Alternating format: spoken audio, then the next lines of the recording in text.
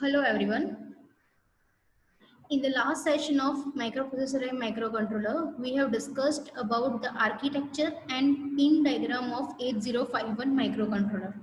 Now, in today's session, we are going to discuss about the reset circuit, clock circuit of 8051 microcontroller and its input output ports. Right, so this is the next lecture 10, that is on reset and clock circuit and IO ports of microcontroller 8051. So the topics to be covered in the following session are reset circuit of 8051 microcontroller, oscillator circuit of 8051 microcontroller, and input output ports of 8051 microcontroller. Now, first going with the reset circuit of 8051 microcontroller.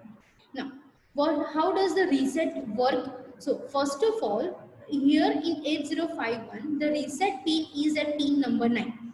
Right? So, whenever this reset pin is an active high pin, and what does it happens? Whenever the reset pin has a logic 1, it will reset all the activities of 8051 microcontroller, and the program counter will set to the memory address that's at the top of the location, that is 0000H.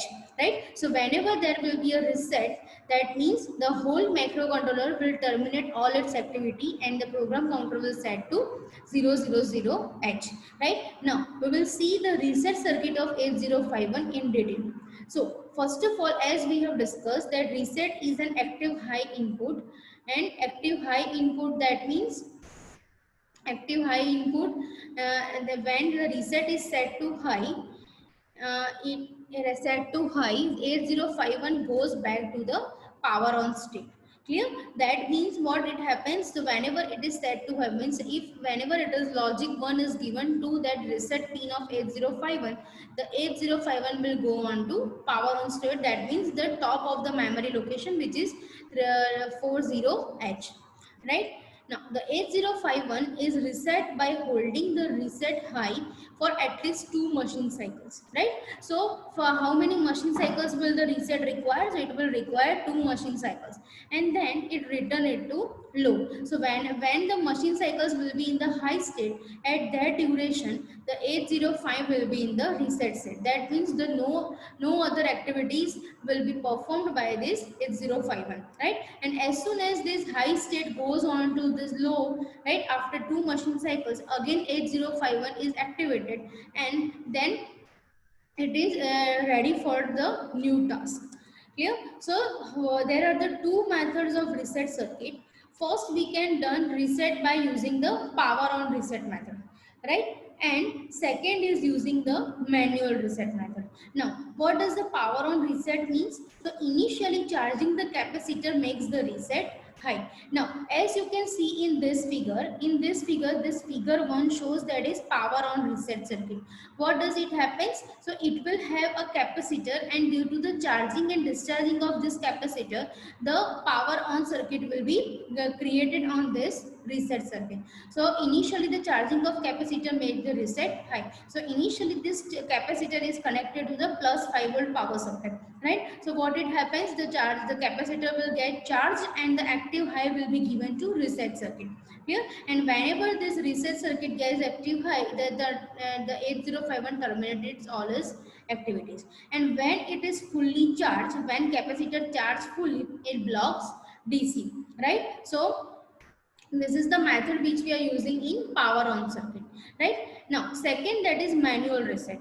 In second figure, as you can see, that is manual reset option. What we can do is we can use the reset key.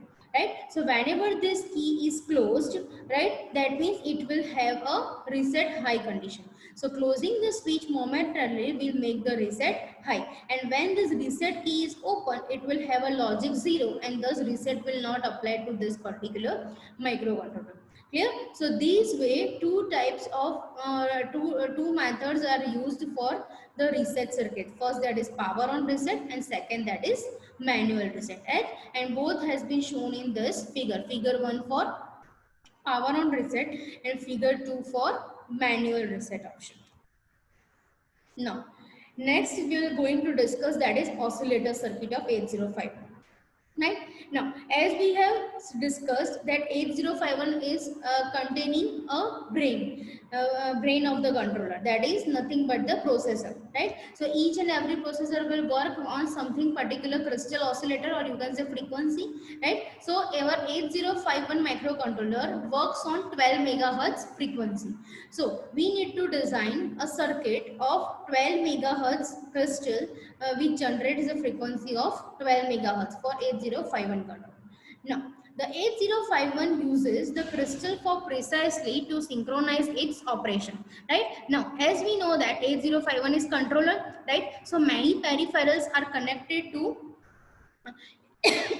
8051 controller, right? And now these peripherals are working simultaneously with each and every synchronization purpose. So the oscillator circuit in 8051 is required or is necessary for the synchronization purpose. Effectively, the 8051 operates what we called as a machine cycles. So each and every peripherals on which the instruction gets run or the data gets filled up, each and every will have run which will instruct on a machine cycles, right? Will depend on machine cycles. A single machine cycle is the minimum amount of time in which single 8051 instruction can be executed, right? So there are many instructions which are one single machine cycle. Well, for example, let's say move instruction, add instruction, all these are the single instruction, but it is from move from memory to CPU, then it is a multiple cycle instruction, right? So although many instruction takes place through multiple cycle, so it will depend on how much machine cycle it will take to run that particular instructions. 8051 has an on-chip oscillator, right? That means it has a inbuilt oscillator. It needs an external crystal that decide the operating frequency of 8051. So what we need to do is, oscillator circuit is already built up in that particular 8051 controller. What we need to do is, we need to just connect the particular frequency crystal externally to operate that 8051. Right now, here as you can see, this is the 8051 IC, right, where in on 18 number pin and 19 number pin there are two crystal pins, which is XTL2 and XTL1. So what we have done is, here we have generated a two parallel capacitor, and in which this is the oscillator which is resonating. Clear? So this will generate the frequency of 12 megahertz for that 8051 microcontroller. Now, again, this can be also achieved in two ways. First, with the help of crystal, right, direct crystal of 12 megahertz, and second, with the help of TTL oscillator. So, as you can see in this figure, first figure shows that the crystal oscillator. So, the crystal is connected to pin 18 and 19 of 8051, which oscillates, or you can say stabilize, capacitors up to 12 megahertz precisely, that is 11.059, right, and is often used, and the capacitor ranges from 20 picofarad to 40 picofarad. So the capacitor will have the value between 20 picofarad to 40 picofarad in the parallel conditions, right? Here in the example they have taken 30 picofarad. So both will have a 30 picofarad, and it will generate, by this crystal it will generate the frequency of 12 megahertz in between. Clear? And now in last, this is TTL oscillator. So the oscillator can be also be a TTL clock circuit, right? Connected with the NOT gate as shown in figure. So in between XTL2 and XTL1, we have connected a TTL oscillator, right? And from this TTL oscillator, we have generated a 12 megahertz frequency, right? So this oscillator circuit can be also be generated by the help of two ways. Now, next we are going to discuss, that is input-output ports of 8051. Now, as we have discussed in the last session of pin diagram, then we have seen that there are total 4 input-output ports of 8051. Port 0, port 1, port 2 and port 3. Clear? In which port 0 have the functions, alternative functions, right, with a multiplex address and data bus, right? Port 1 is a purely input output port. Port 3 is also having a alternate functions with serial communication, timer and all that, and port 2 is also having an alternate function of higher order address bus. Clear? So this ports, port 1, port 2, port 3 and port 0 we will discuss one by one in detail. Now, first of all, we will discuss the features of 801 IO ports of 8051. So first feature is, one of the major features of microcontroller is the versatility built into IO circuits that connect the microcontroller to the outside world, right? So how it is versatile, so it can be connected with the input output device from the outside world. So it can take input data from the outside world as well as it can give the data to the output device.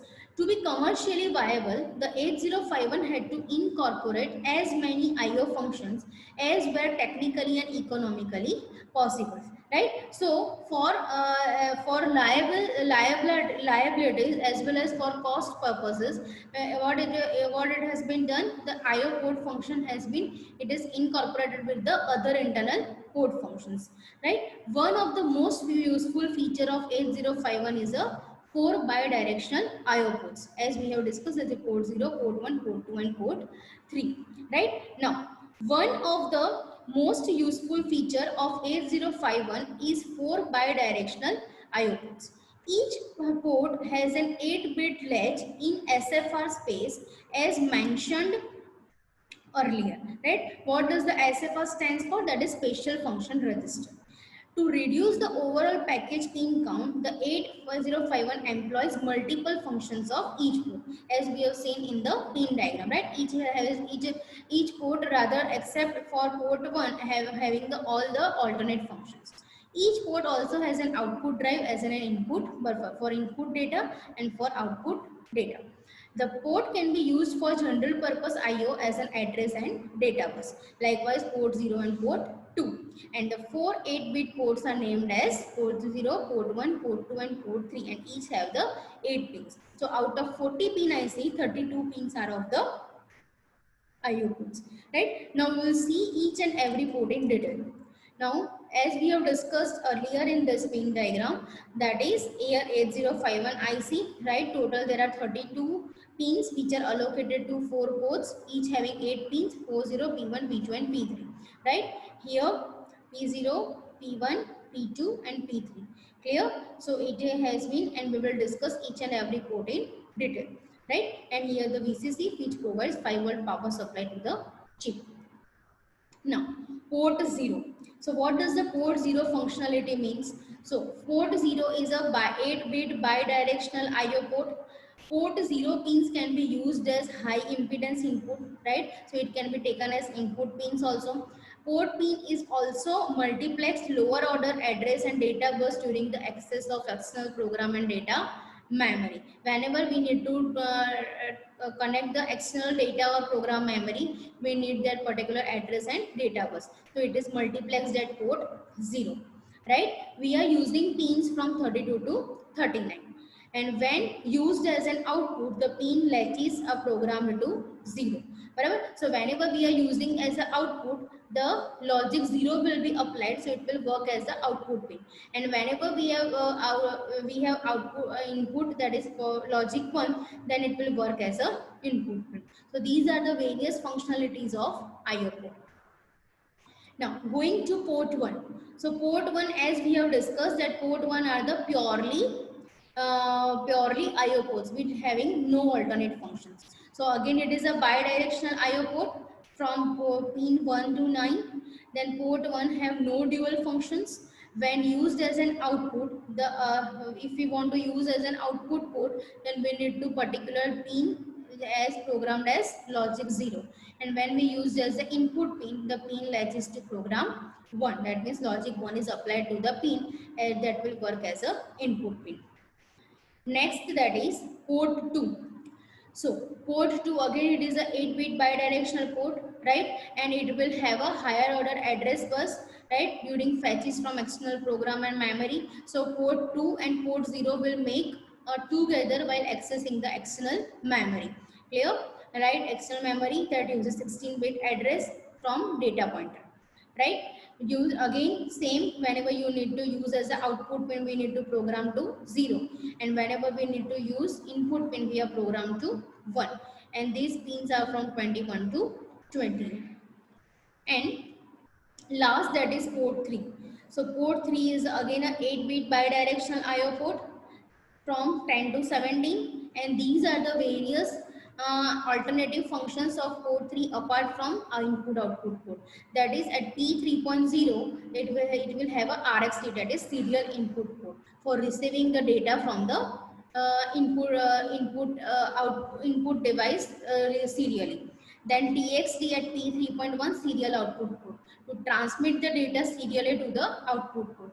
INT0, that is external interrupt 0 at pin 3.2, pin 3.3, that is external interrupt 1, then T0 timer 0 external input at P3.4, P3.5 having the timer 1 external input, then P3.6 that will have a write bar, right, that is for external data, memory write, again it is a logic 0, that is active low input, and last, that is RD bar at 3.7, that is read bar, external data memory read stroke, which is again a active low input.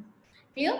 Right? So here, that's all for today's session, and here we have completed our unit 2, that was the architecture and pin diagram of 8085 processor and 8051 microcontroller, right? And now in the next session we are ahead with the unit 3. In this, from the unit 3 onwards, unit 3 to unit 6, we are going to study a specific microcontroller, which is AVR microcontroller, right? And in that we will study about 8 mega 32, right? So that's all for today's session. Thank you.